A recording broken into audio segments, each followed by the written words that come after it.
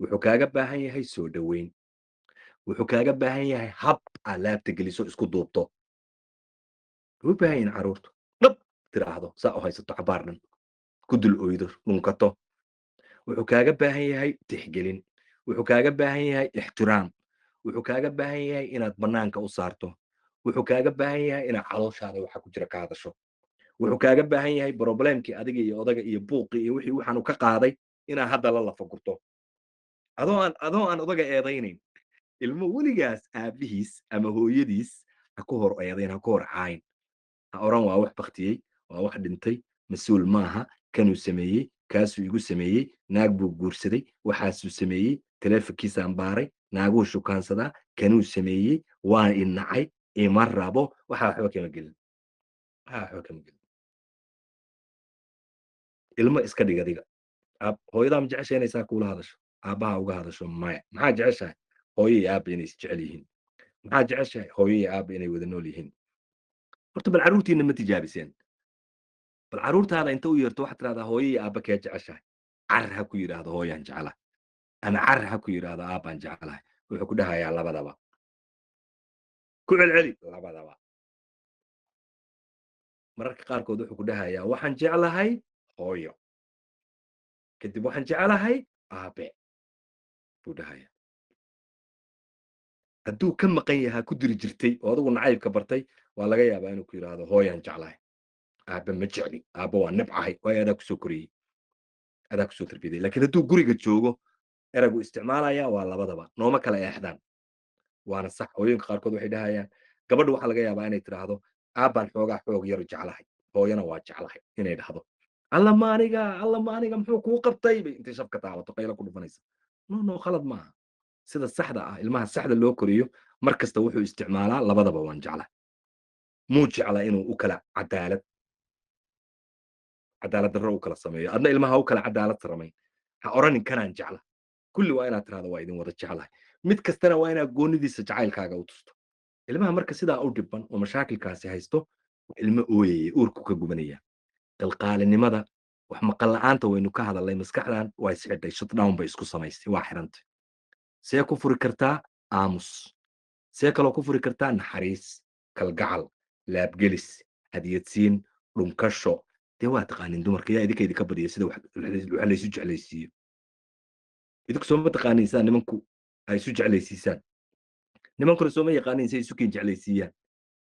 naxariista, dhegaysiga, ixtiraamka, hadiyadda, intaasoo dhan nabigaa sheegay calayhi salaatu wasalaam. dhoolla caddaynta, waxaasoo dhan waxayna kuu tahay ajar iyo sadaqo bay kuu tahay. hadiyadda wuxuu yidhi nabigu calayhi salaatu wasalaam, ma idiin sheegaa shay haddaad aad samaysaan aad isjeclaanaysaan? tataxaabu hadiyadda, salaanta asaan usoo qabsanayso, isku dhejinayso. hooyo salaamu calaykum, kaale wiilkaygii indhoweed hab maba siinba, ii kaale bal ii kaale, anaaba u baahanba habtaada. aad isku dhejiso, indhaha u saarto, wejiga ka dhunkato. bisinka innagaa sugnaa inay noo naxariistaan, inay laabta ina geliyaan ilmuhu, inay naga naxaan, inayna dhunkadaan. waan jecellahay, lakiin innaga ma rabno inaan gudbino. waa khalad. waalidku waa addoommo ilaa ilmuhu uu ka qaangaarayo. labay u kala baxaan, mid caasi noqda. waalid waxaa jira caasiya. yuu caasi ku yahay? ilmuhu caasi ku yahay, ilmihiisuna wuxuu noqdaa caasi. ilmaha caasi lama oran karo ilaa ilaahay qalinkiisa uu ku bilowmo oo malaa'igtu raacdo oo dembi qoristu u bilaabato. maaha caasi. hadduu ku caayo cayada uxun kugu yidhaahdo isagoo 10 jira, dembi ma leh. alla dembi ma qoraayo, ma dhahayo waa caasi, dembigan ha loo qoro.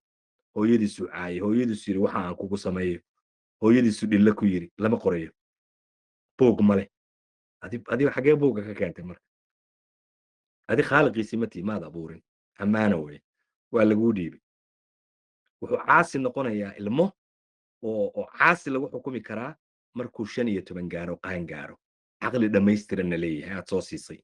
hadduu markaa dembi galo, dembiga aakhirana waa loo qori, adna waad ku shaabadayn kartaa, caasi waa dhihi kartaa.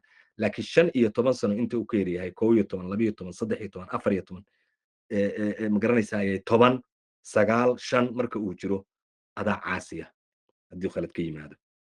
waladal caasi baa tahay adow kaa yimi sidii cumar bin khadaab baa oday u tegay oo wuxuu ku dacweeyey wiilkiisi wiilkiiba u yeeray wuxuu yidhi waa i caaya oo waa i dilaa oo kanuu igu sameeyaa oo kanuu igu sameeyaa cumar odaygii saan u fiiriyey wuxuu yidhi intuusa ku caasiyin baa caasida ina kala kaxaye waa nin weyn oo qaangaara magaaladu ka soo qabto wuxuu yidhi waa caas waxba kuma lihid buu cumar dhaqaaji adaa saan ka dhigay adaaba aakhira dembi lagu haystaa ka carar meesha ani hooyaanahay waan soo koriyey yaanyaan u gaday naftaydaan u gaday dahabkaygi baan u gaday kanaan u gaday laakiin akhlaaqdii meeday maxaa ku soo shubtay maxaa bartay ilmahan marka dhiban oo cabanaya ilmo wax maqli waayey haddaa aragto ama qalqaali ah ama dhib badan isagaa dhib haystaa taa waa inaa aqoonsato dhibku xaggee ka yimi tarbiyaddu ka yimi tarbiyadda yaa macallin ka ahaa adiga iyo odagaaga see ku sixi kartaan inaad caawisaan inaad u naxariisataan inaad kalgacal u samaysaan